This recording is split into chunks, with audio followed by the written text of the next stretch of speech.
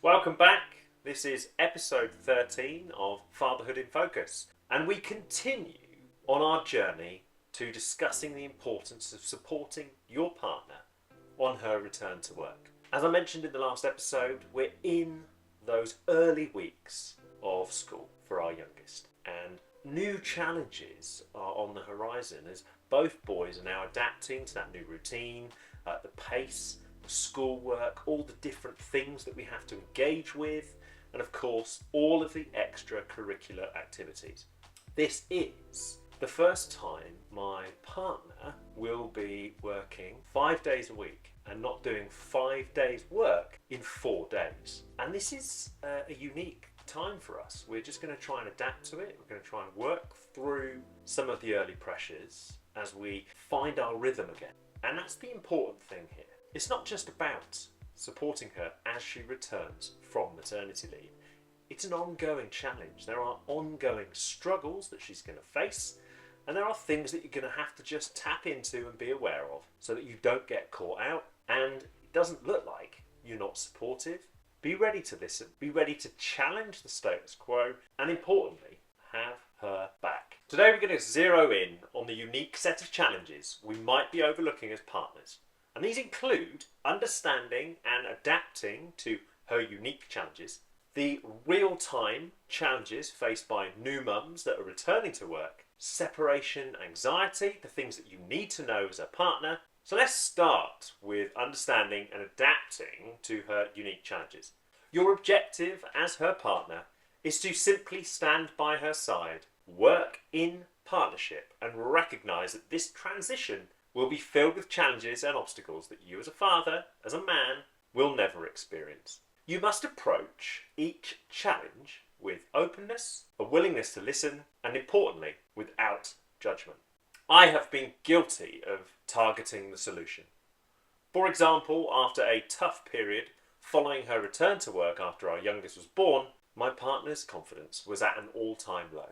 She had come up against some immovable objects, someone prepared, in my opinion, to destroy her confidence and undermine all the effort she put in before baby arrived. This person, a woman and a working mother, pushed my partner to her limits. As a partnership, we discussed the options and explored the alternatives. But my solution-focused approach was to get her out and into an environment where she'd be happy. But she wanted recognition for her contribution to key client relationships, and she wanted to maintain and improve the relationships she'd built. Above all else, she wasn't prepared to sacrifice the hard work she'd put in before having our youngest.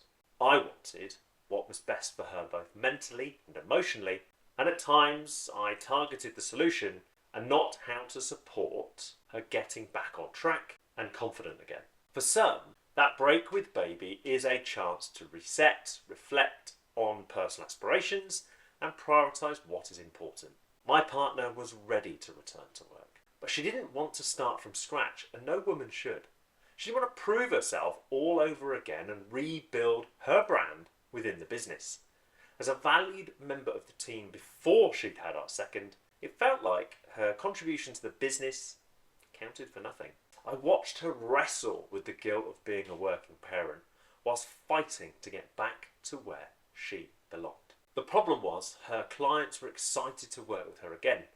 They wanted to continue to utilise her expertise, and had she not valued those relationships, I believe she probably would have stepped back and walked away. I had experienced a tough time at work before, but nothing like this. Her value to the business diminished because she wasn't there.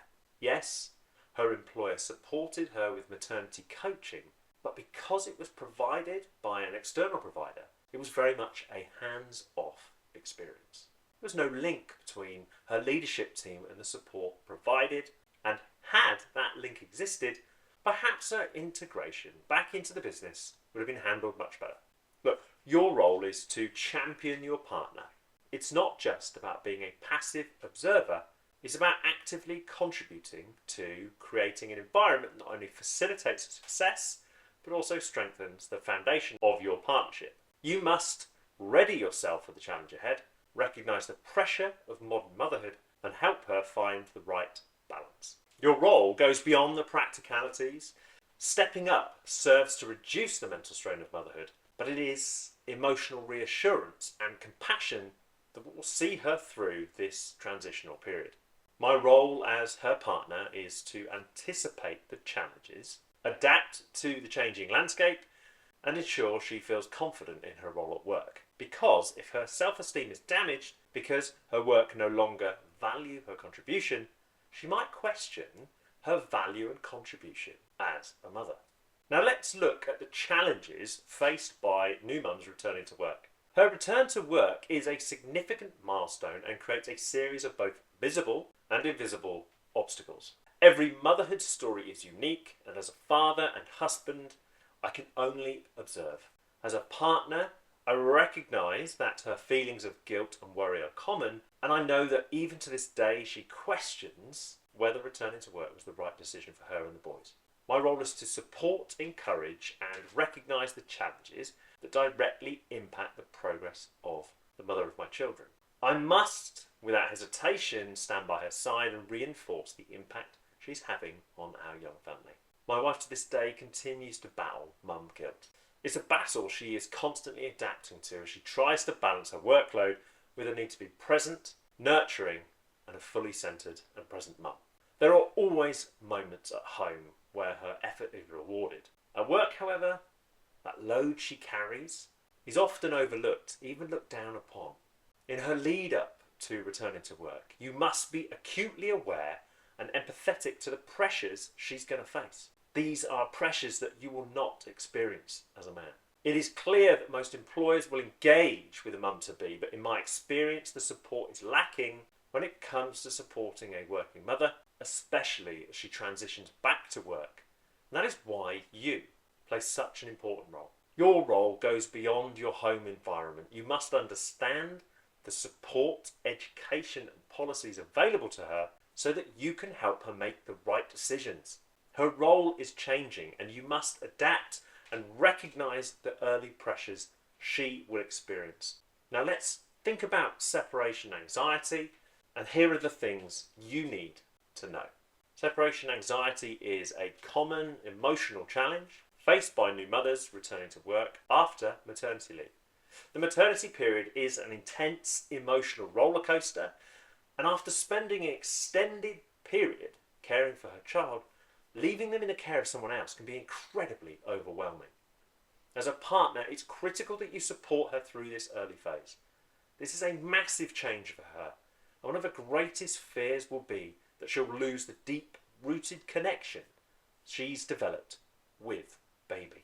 Indicators of separation anxiety can include increased emotional distress, visible sadness or tearfulness, and look, when are you going to look out for that? Well, it's the initial weeks returning to work might be particularly challenging. Your role is to engage with her and understand how better you can support her, whilst at the same time being empathetic to the challenge that she is facing. Any long-term emotional stress should be discussed, and where you feel it necessary, discuss seeking extra support and advice. All of this can help you prepare for her return to work and support her, especially in the early days.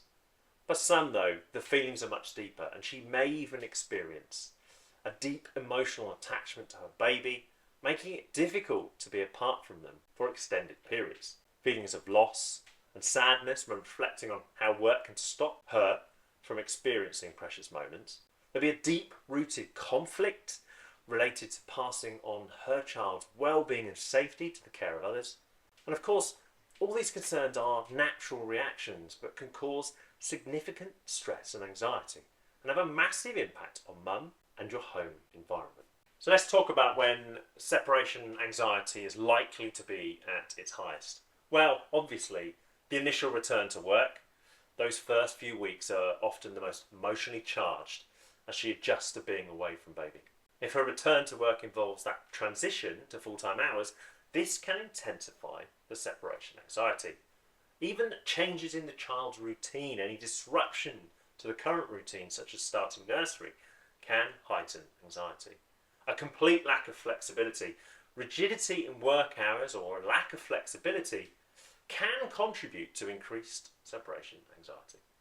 Her return impacts you both.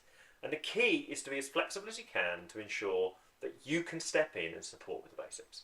Look, as you navigate this period, your objective is very simple. Find the rhythm that fits and adjust it accordingly. During this time, she will be developing her own coping mechanisms to help her navigate being apart from baby. Whilst she will find what works for her, it doesn't mean this period is going to be any less challenging or filled with uncertainty.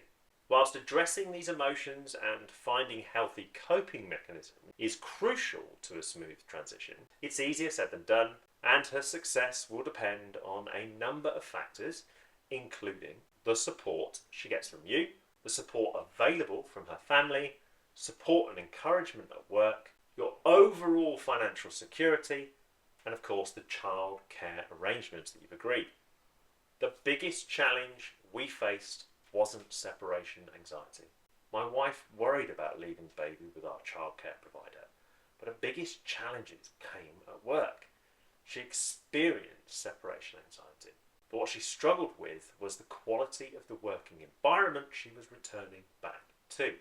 It was that environment that led her to question her role as a mother and whether she was doing the right thing by returning to work. These things can also trigger separation anxiety, but also increase the stress level she's experiencing as she works to find her feet, establish herself after maternity leave, and be recognised for the impact and contribution she brought to the business before she had a baby. Look, a lot can happen while she's on maternity leave, but that doesn't excuse her employer from overlooking her track record and the quality of her input.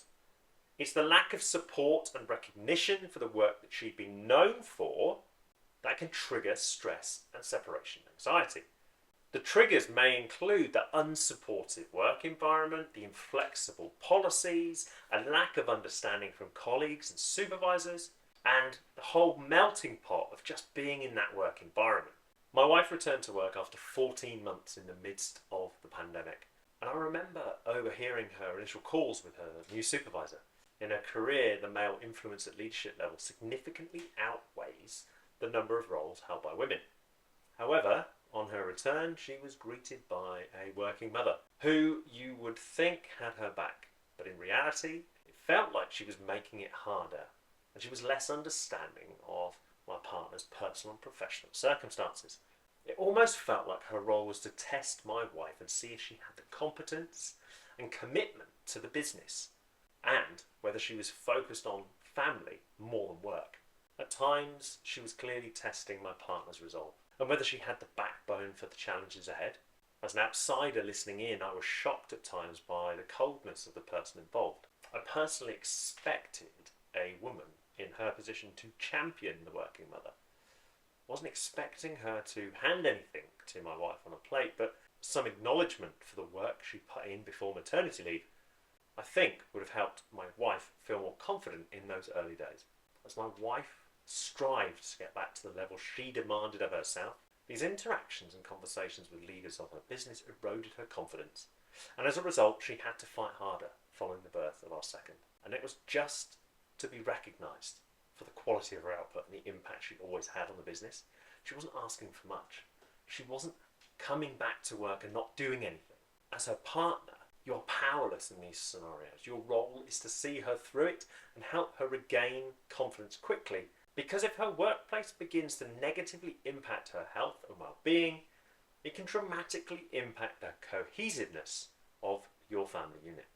Now, some other triggers can include concerns about the quality of childcare. We utilised the services of the same nursery we used for our eldest. In a post-COVID world, we were restricted by our options, but it was also more difficult to get a feel for the quality of the nursery care because we had pick up and drop off at the door. Not only did this create a stressful environment at drop-off, but we were unable to gauge the relationship between our youngest and the nursery staff assigned to him. We navigated the early weeks and months well, and the standard of care appeared to be of the level we'd come to expect. My eldest had had a wonderful time at the nursery, but the quality wasn't there for our youngest. And this led us both to question our decision-making, and as costs increased, there was no movement in quality. This experience put an incredible amount of stress on us both, but I could sense that it was eating away at my partner. And whilst we eventually resolved the situation by moving him, that took much longer than we'd hoped. And in all honesty, it got much, much worse before we were able to find a suitable and affordable alternative. So what about feeling overwhelmed? Well, balancing work demands with new motherhood responsibilities can be incredibly overwhelming. There is no balance for the working parent, but a new mum returning to work experiences a whole host of challenges. Her success will depend on you finding out what works for you both. In the early weeks, you will want to manage some of the slack and step in where your job permits it. This will help her feel less stressed and give her the opportunity to get back up to speed quickly, which in turn should, in theory, reduce the impact of her maternity leave in the eyes of her employer and or her leader. In the eyes of her employer and her leader. Even now we are still finding our feet. The balance we search for is one that enables us to find a moment to decompress so that we can feel less distracted around the kids. The challenge we face as working parents, managing pick-up and drop-off, is ensuring we're available, and so we manage the demands of our work schedules week by week. If you have a hectic schedule which stops you from picking up some of the routine chores in the week, do your best to lighten the load the following week. I've seen my partner search for the balance. The balance isn't a work-life balance. She's searching for the balance that enables her to progress in her career and meet her own personal standards without sacrificing her role as mum to our boys. This is something I admire, but I know at times creates a lot of pressure for her to manage. The more distracted by work she is, the more disconnected she feels, and therefore the balance she continues to search for will always be difficult to pin down. What we've learned to do as a couple is communicate the challenges ahead so that we can adjust accordingly.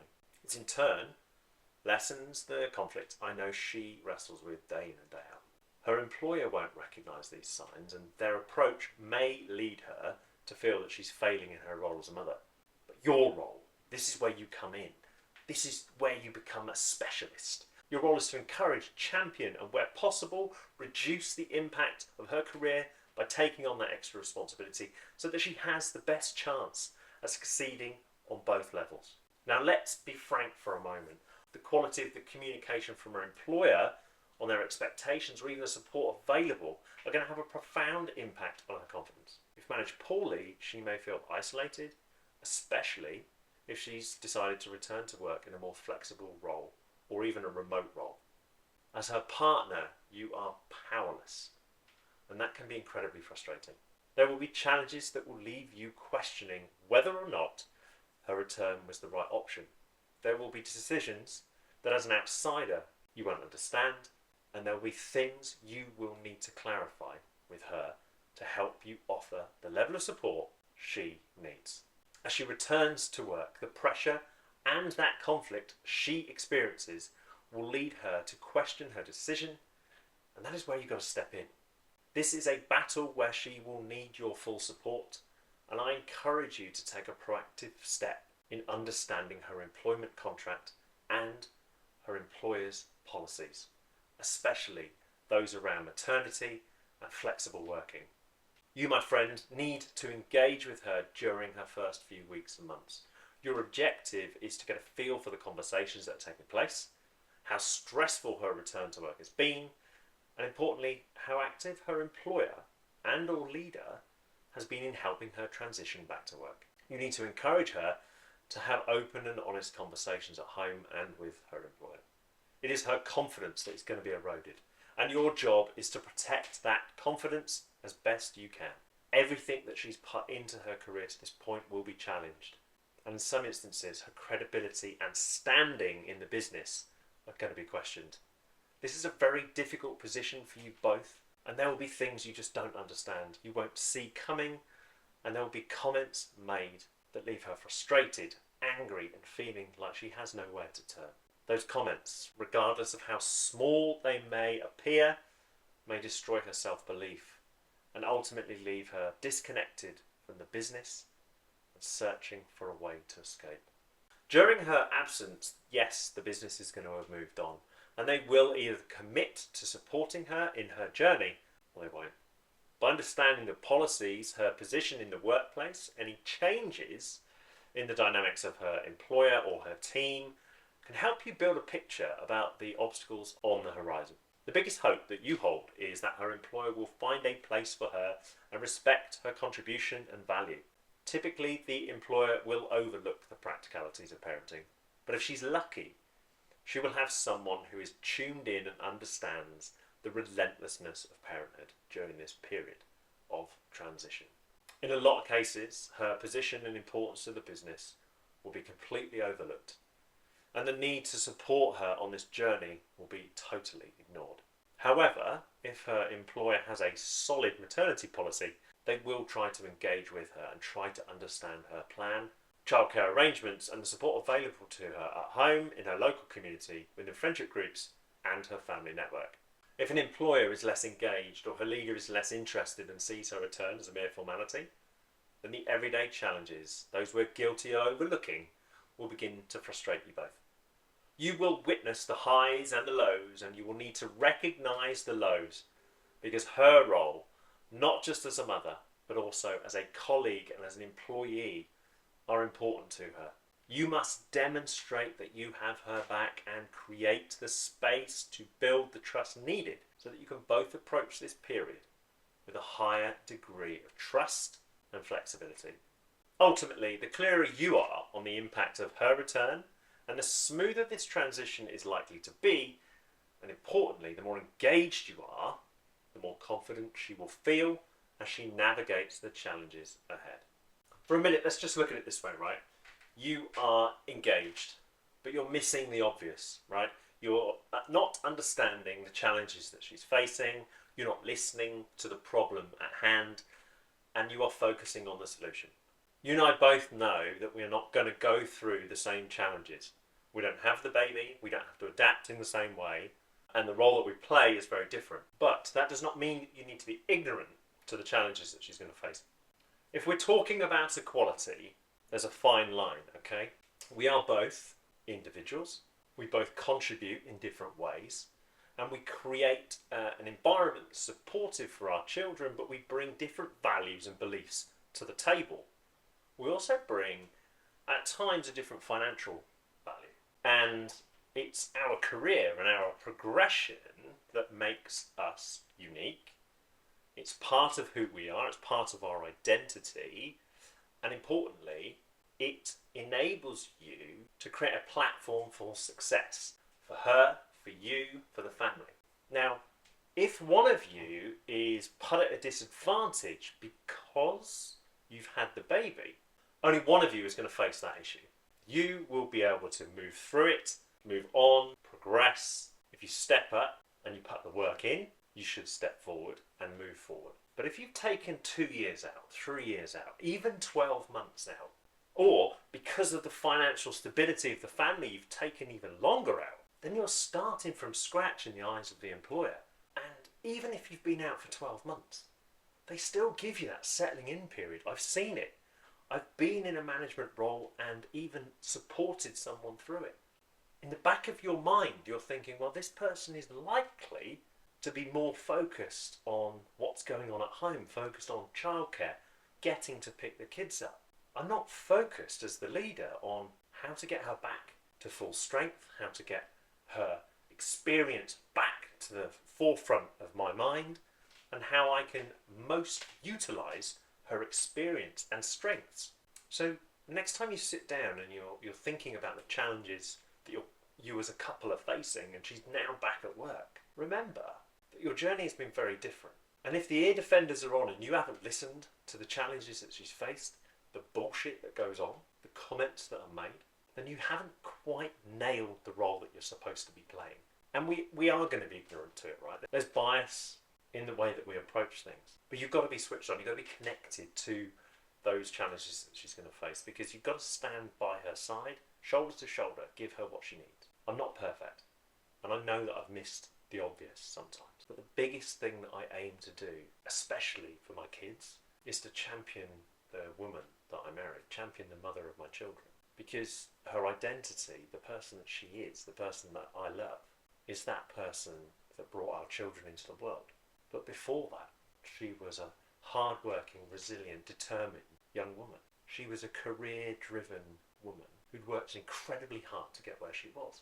That should never be taken away from her.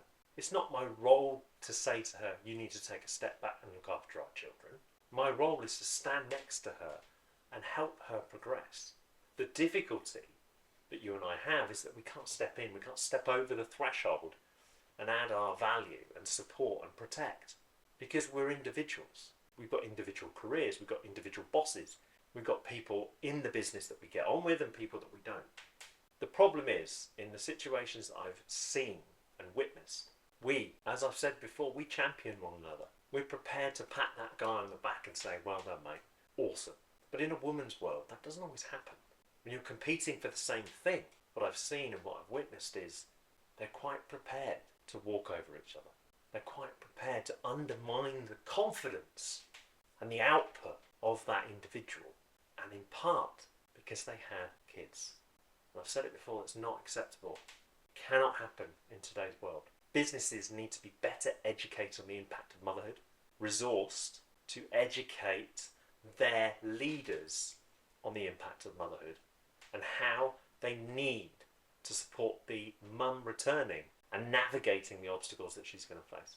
You can have the generic social training, the bias training, whatever that training may be, but you've got to zero in on some of these problems. You've got to zero in so that you can support mums returning to work and create the equality that is required, in my view, for mums to thrive. During this complex journey, acknowledging the hurdles she faces is key to supporting her and helping her find her feet. This is about, as I've said, standing by her side, working as an effective team and ensuring challenges are met with openness and judgment-free support. The financial aspect and aftermath of her maternity leave shed light on the potential budget deficits and their impacts. Your role is to recognise the financial and emotional sacrifices involved, and by taking a proactive approach to discussing budgets and her personal aspirations, you can be clear on the challenges that she is going to face. Your role as a supportive partner is highlighted, particularly when the demands of her role and the pressure she faces might take a toll on both her and the family unit. Look, taking a proactive role in the complex dynamics of her maternity and return to work are vital ingredients to creating a supportive environment that not only facilitates her professional success, but also strengthens the foundations of your partnership. By recognising, adapting to and championing her unique challenges, you lay the groundwork for a resilient and thriving partnership amidst this incredibly transformative period. Remember, have her back. We at the Modern Fatherhood Club will have your back. We will support her because we support you. The family unit is built on strong foundations. It's built on trust, empathy, resilience, determination, hard work. It's built on strong communication. It's built on an understanding of the pressure that you both are under. Prioritising time for her in the lead up to her return to work helps you better support that transition. Give her the space to communicate. Listen carefully. Understand the problem before trying to solve it. As always, this content is designed to get you ready to support her on the return to work, and it's designed to help you navigate fatherhood with confidence and courage. As always, I'm interested to hear your thoughts and views on the episode. I want to hear the horror stories. And if you take one thing away from this episode, as I've said, champion your partner. Never overlook her contribution.